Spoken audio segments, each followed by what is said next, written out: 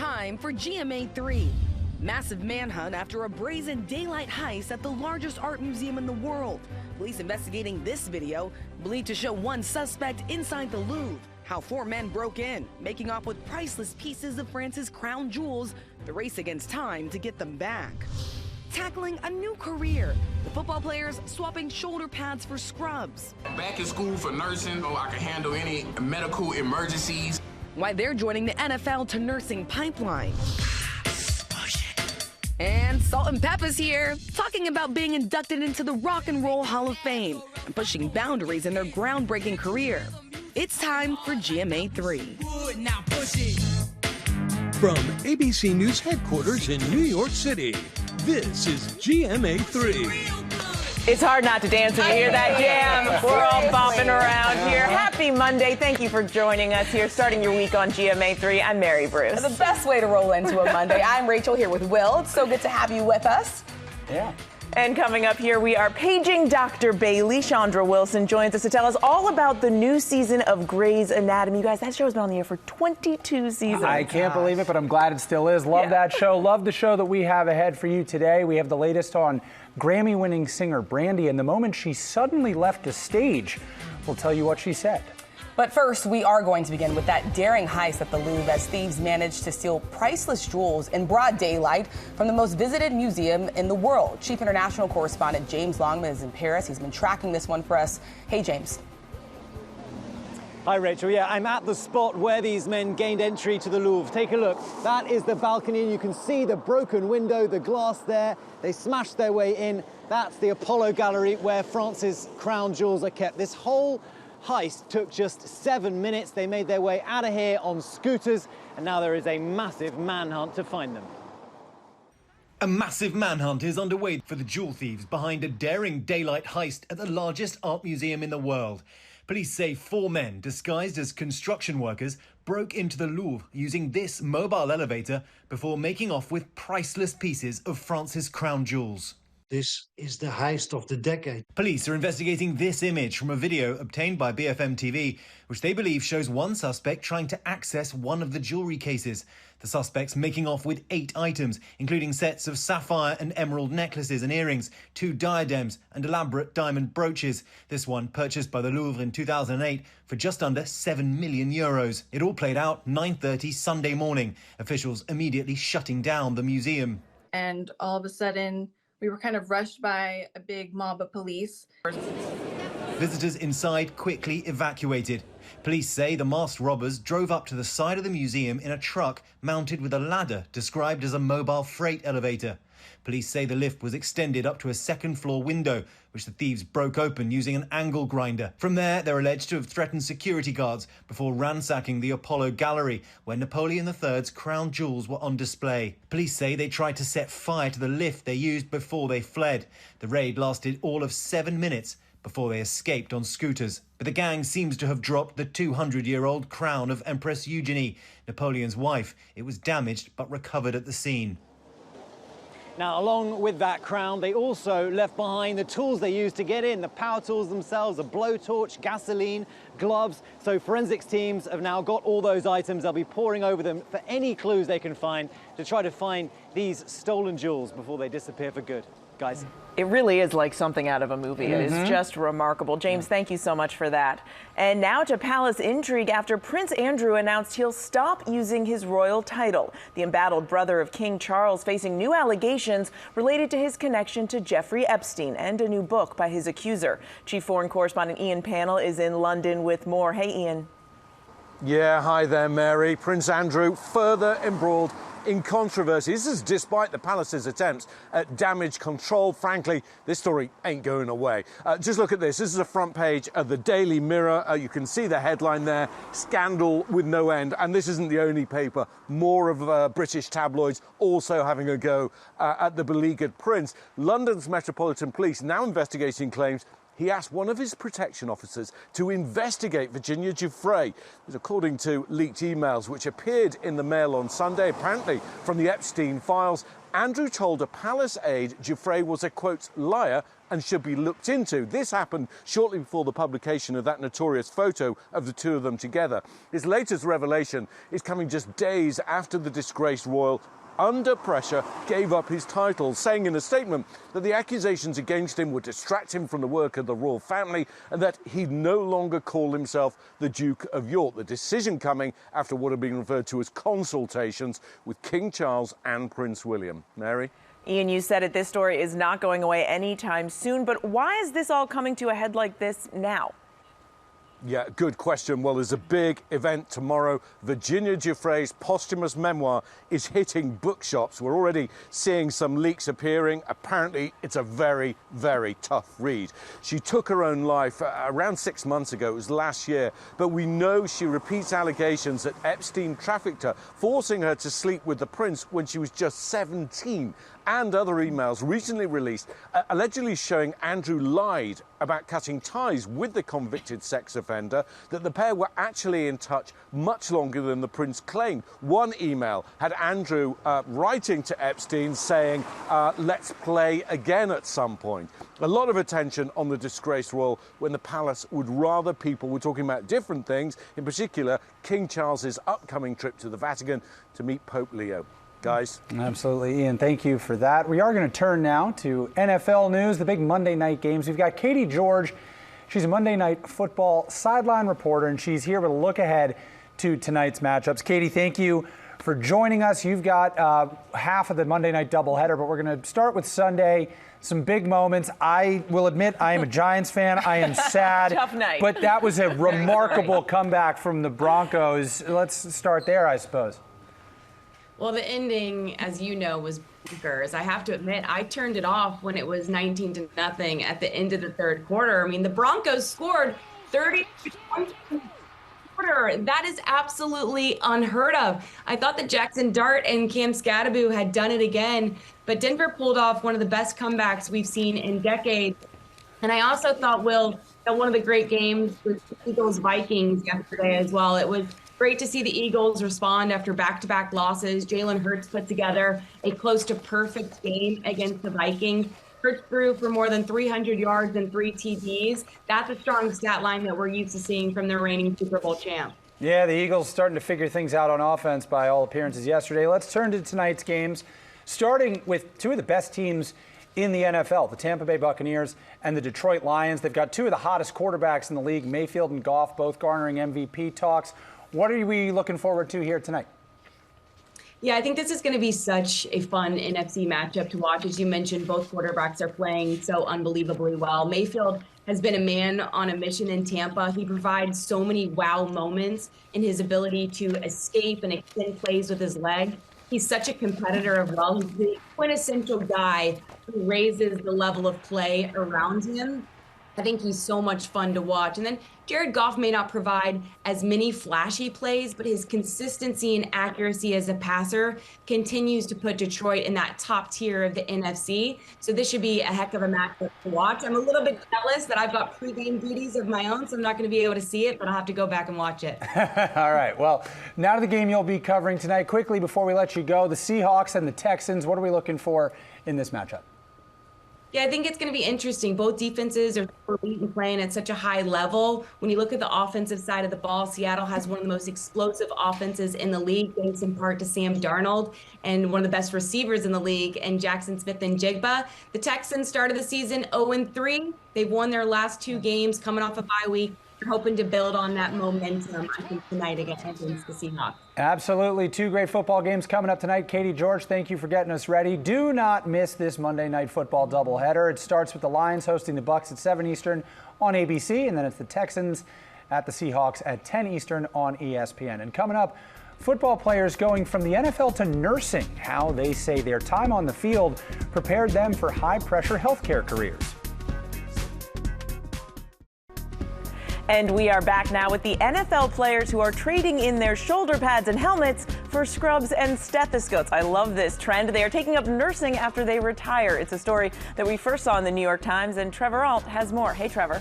Hey there, Mary. You know, only 13% of nurses are men, but there are several football players who are challenging these stereotypes, and that includes Patrick Hill, a former fullback turned full-time nurse here in L.A.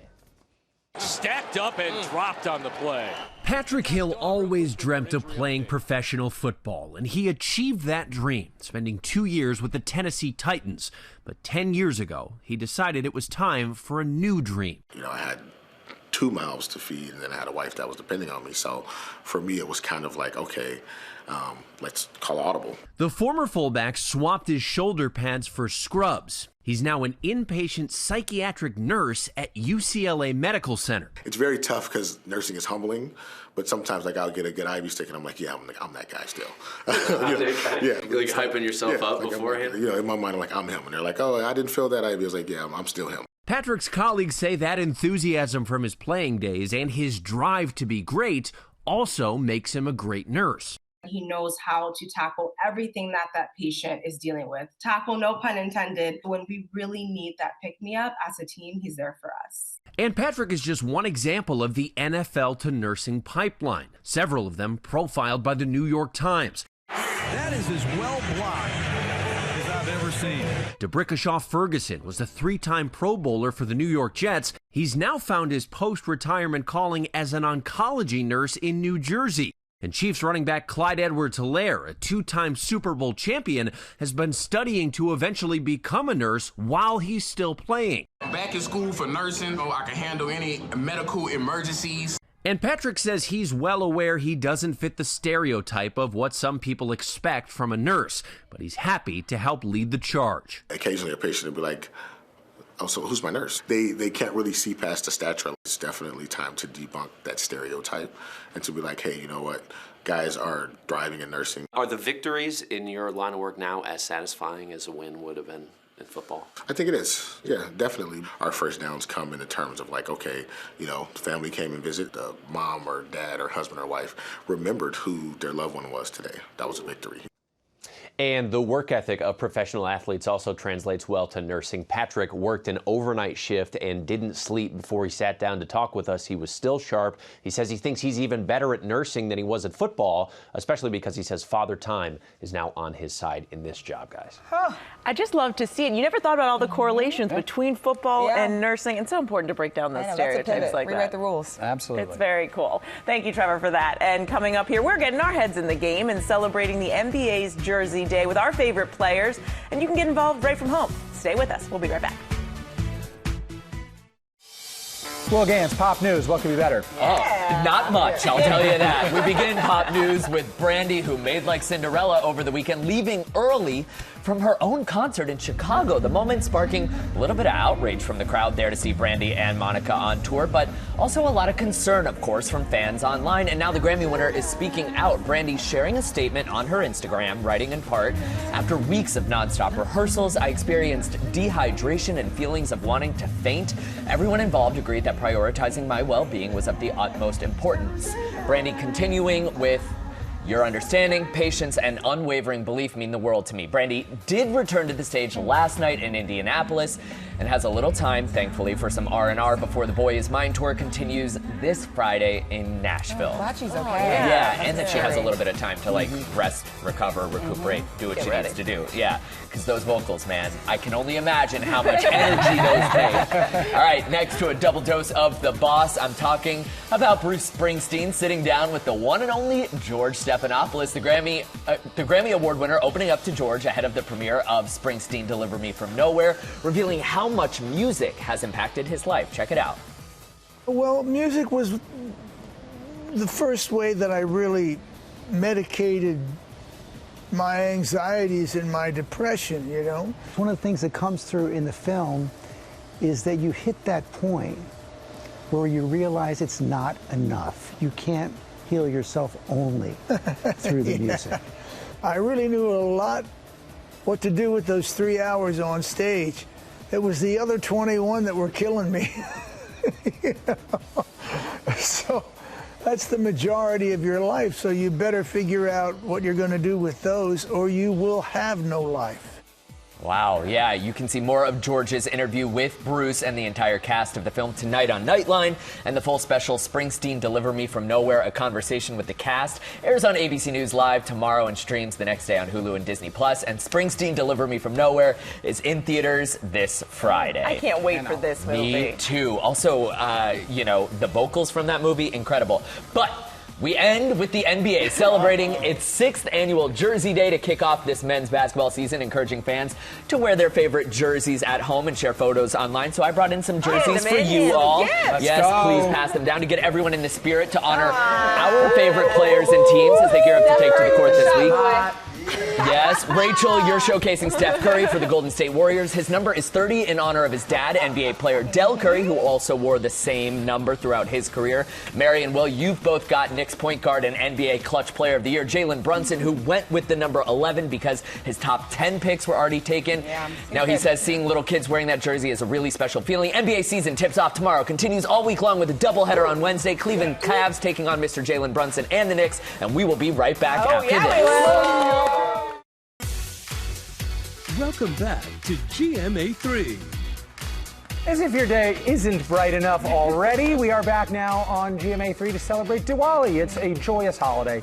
It lasts several days. It's celebrated by more than 1 billion people worldwide, and families and friends gather together, enjoy fireworks, exchange good wishes, and some delicious treats. So what a treat it is to welcome Ashan Singh here to tell us all about it. Hello, Ashan. What's going on, guys, and a happy Diwali to you. It's the most festive time of year for South Asians worldwide, celebrating light over darkness and good triumphing over evil. And this year, I got some help from some local legends in Jersey on how to spread love this Diwali season. It's that time of the year. We're celebrating Diwali, the festival of lights, symbolizing the triumph of light over darkness and good over evil. The busy season of festivities is only just beginning, and the #1 rule of attending a Diwali party: you can't show up empty-handed. I am here on Oak Tree Road in New Jersey, and it's a home to a ton of South Asian businesses. And my friends Sweta and Shavi, they're gonna help me make the most perfect Diwali gift basket. Let's go. What's up, guys? We're at Sukhadia's, a 5-generation family-run business whose roots began in the 1880s in India. And it was meant to be. Their last name literally means sweet maker. And nothing screams Diwali like sweets. Sweets are really all about gifting, and they're all about spreading joy and happiness, sharing sweetness with others, your friends, your family, your neighbors. Oh my God. Oh. Gulab Jamun is my favorite, but I also love laddus. Gulab Jamun is similar to a syrup-soaked donut hole, and laddus like a sweet truffle. So good. Next, something savory. Many different types of namkeen is what we call it, which is our version of dry snack. We have chakri, which is made of rice flour and spices. This is our combo cashews, so you have red pepper and black pepper cashews. And nothing is better than freshly made jalebi. This is our most popular item, top seller, and we make it fresh every single day. For people who have never had jalebi before, what is it? It's like our funnel cake. It's deep fried batter, and then it's soaked in a saffron and cardamom syrup, which gives it all the flavor. Oh my God, this takes me back. And finally, to put the light in the festival of lights, these special clay lamps called diyas. The diya is like a candle, and you light them all over your home, and that's when you know it's Diwali. Everywhere you go, there are diyas. Guys, I think they're gonna absolutely love this gift basket. Everyone say Happy Diwali! Happy Diwali! And Will, I hope you've got an empty stomach and a bit of a sweet tooth, because you know I couldn't show up empty-handed. We had to bring all this gift basket. So I've got some jalebi here for you, man. Okay. If you want to give it a shot. I It's sure sweet. do. It's sweet? How sweet? It's sweet. It's sweet, but it takes me back. I'll have some with you. Happy, all right. Happy Diwali, brother. Thank you, dude. Happy to you. And don't tell my doctor or America's doctor who's sitting over there with Mary And Rachel, guys? Yeah, I don't know if this is Dr. Bailey approved. We will get to that, Will. All food. We are here now with the one and only Chandra Wilson. You, of course, have known her for years as Dr. Miranda Bailey on Grey's Anatomy. You're going to talk to us all about the first season, but first, excuse me, the current season, the new season. But first, let's take a look at a clip.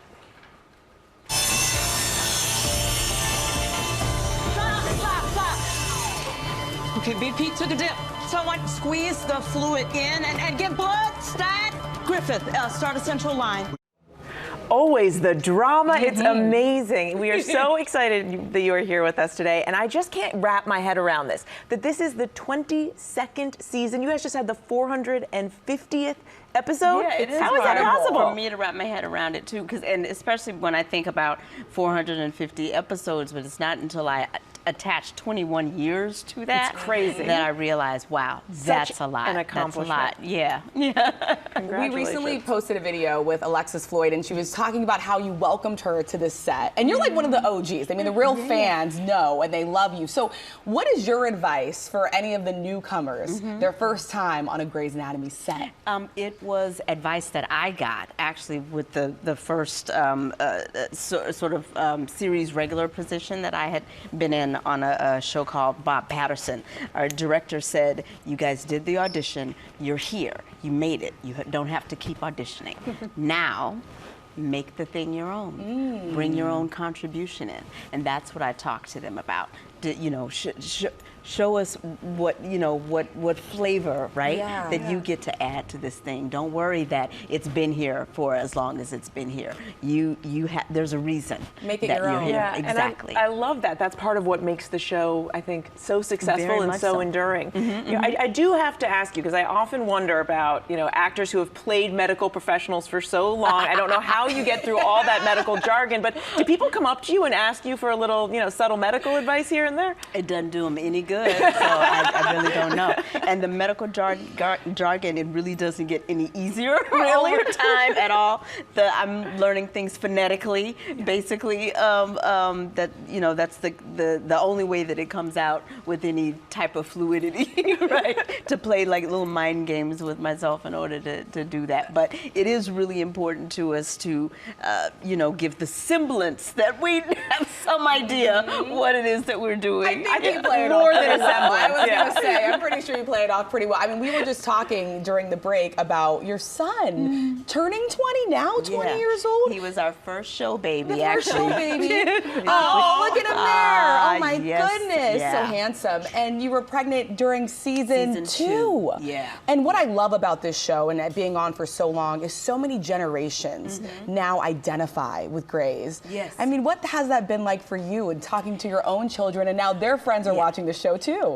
And we are the kind of show that people like to either watch by themselves under the covers, recovering from something, or in a group, right? Yeah. Because when the show first started, it was, you know, college campuses and all the roommates watching, right? Nobody saying anything during that time. And so for all of those folks who have grown up and had their own kids and now their kids are watching, oh, I just aged myself a lot. But anyway, and you know, they're watching together and saying things like, oh, okay, I can't tell you what's coming, and you know, that's such a compliment to us.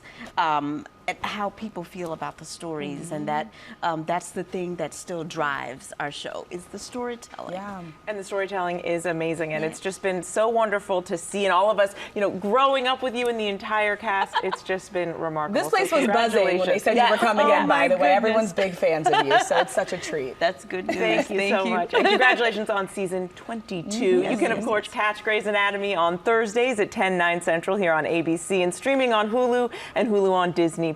And coming up from Salt-N-Pepa, Salt and Spinderella are here talking about being inducted into the Rock and Roll Hall of Fame.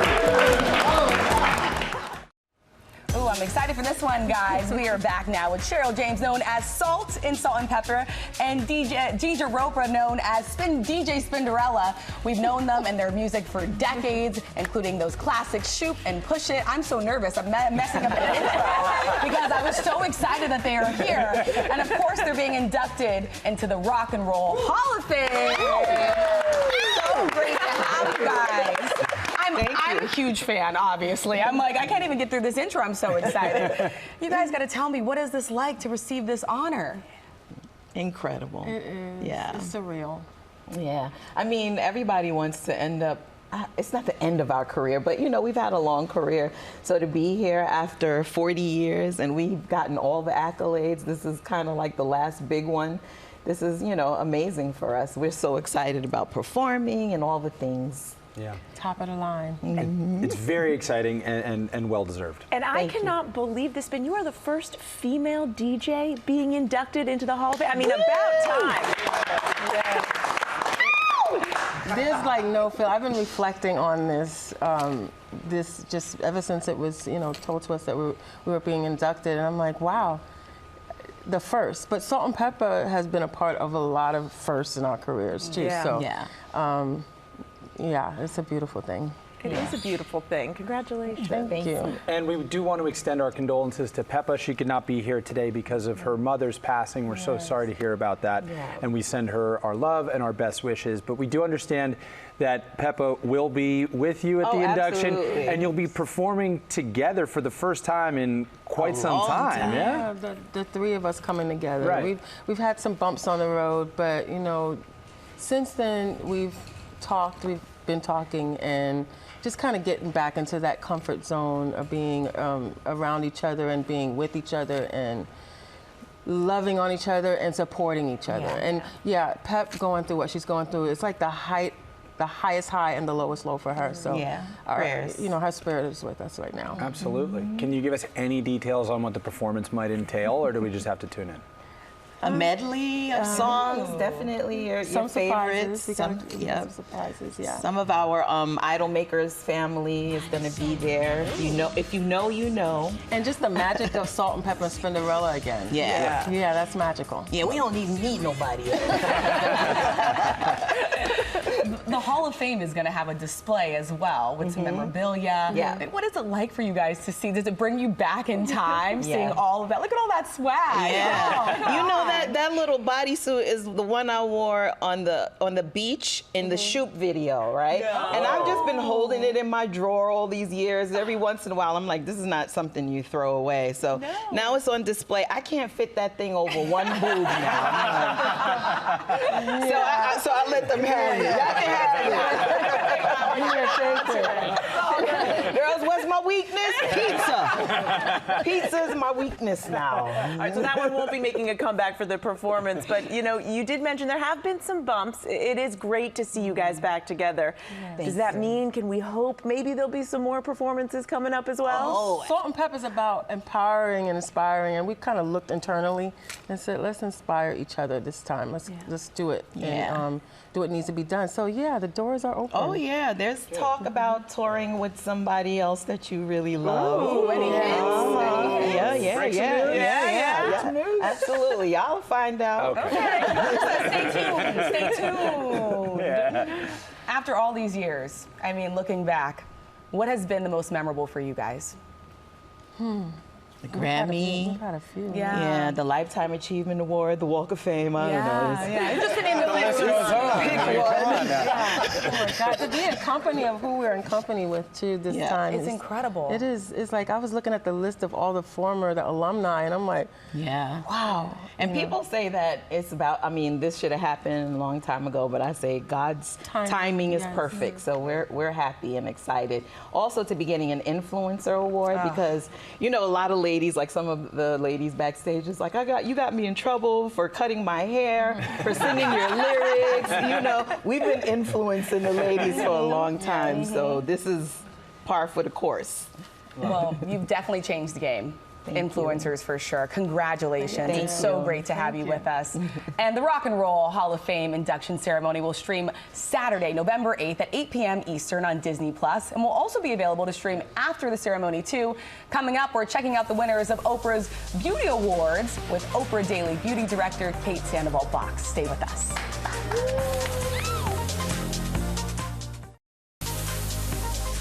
And we are back now with this year's hottest beauty products, all winners of Oprah's 2025 Beauty Awards. Awards. I see what you did there. That's very clever. They reviewed hundreds of makeup, hair, and skincare products, and its beauty director, Kate Sandoval-Box, is here to show us the must-haves. Kate, welcome, welcome. Thank you so much. So let's start. This is really a trend that I'm seeing everywhere. Press-on nails. Press-on nails. I have to say, we And were I'm checking wearing yours them. out. Yes. They look amazing. I can't did believe this those are myself press-ons. yesterday. These are press-ons. They come in so many designs. Okay, we tried every press-on out there this year. The Glamnetic press-on nails lasted the longest by far. I'm a mom, I'm washing something constantly. I'm a beauty editor, I'm opening boxes every day. I go hard on my nails, and these stayed on for up to 2 weeks. Wow. They come in different lengths, different designs. Highly recommend. And they're easy to put on too? They're so easy to put on. Just figure out which size for which nail, a little glue, and you're set. They look like they were professionally done. I'm very impressed at your application there. Very Okay, what do we got next? Eyebrows? Is that Okay, what I'm seeing? eyebrow. So this isn't just any eyebrow pencil. This is the Subtle Brow BFF. It's 3-in-1. So one side, brow. There we go, brow pencil. Okay. Other side, spoolie brush. So that's what's gonna blend your handiwork in after you put your brow pencil on. And then the last little secret, inside here is a brow gel. Oh. This is like, that's fancy. Think of it as like hairspray for your brows, right? It's gonna keep it up your brows, brush them up, keep them perky and perfect all day. Just when you think you've seen it all. I know. She brings out the brow gel, and I'm like, whoa. All right, let's talk about this because we know the change of season always does a number on everybody's skin. Exfoliating So is true. critical, right? Exfoliating is critical, and this is from Paula's Choice. They have this incredible cult favorite BHA exfoliant. It's their best seller, and this year they have turned it into a pre-moistened towelette. Ooh. So you get the perfect amount, swipe this all over your skin at night. It clears out your pores, helps with acne, and gives you an incredible glow. You can use it nightly. I tend to use it every other night, but any skin type can use this. I'm gonna take this one and just put it in my pocket. Thank you. That's what I was gonna say. That's what I like about these too for anyone that travels. So good for travel or after the gym. That's when I reach for it a lot. that's a good tip. Okay. That's good. So vitamin C serum, is that what we're gonna do? Yes. So vitamin C serum is essential. You have to use it every morning. It's so important for protecting your skin. But I don't know about you. Vitamin C for me is kind of like, it can be greasy, it can smell a little weird. Kind of sticky sometimes too. This one blew my mind. This is Medicate's C Tetra Advanced. It is the most lightweight, beautiful gel cream, and you have to smell it. It smells like citrus. It is real. I actually look forward to putting on vitamin C now in the morning. And none of that stickiness, you're right. It's not sticky, it sinks right in. Oh, that's good. All right, what's next up here? Now, hair care, right? Yes, this is Lolavit. So this is Jennifer Aniston's hair that's care right, brand. And she has nailed the formula, especially if you have really fine hair. This is peptide plumping volume shampoo. You're and speaking conditioner. my language. I'm always looking for a little oomph. This is for you. The peptides in this add a lot of body and lift. Still cleanses, still conditions, but no residue. Ooh, nice. Really, really nice. Okay, what's next?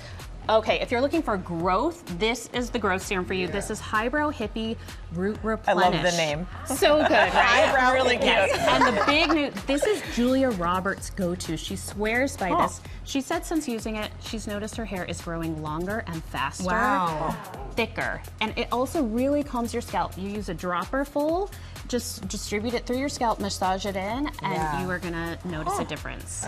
And this, I can't wait for this. This is a fragrance and a scent for your hair, too? Yes, exactly. So this is Josie Marin's Golden Hour Fragrance Mist. Not only is it gonna make you smell amazing, warm skin on the beach, but it's hydrating your hair and skin at the same time. We love that. You always bring the best product. Thank Thank you so much for all the pointers, too. Of course, you can shop for these products on GoodMorningAmerica.com. We'll be right back. Thank you.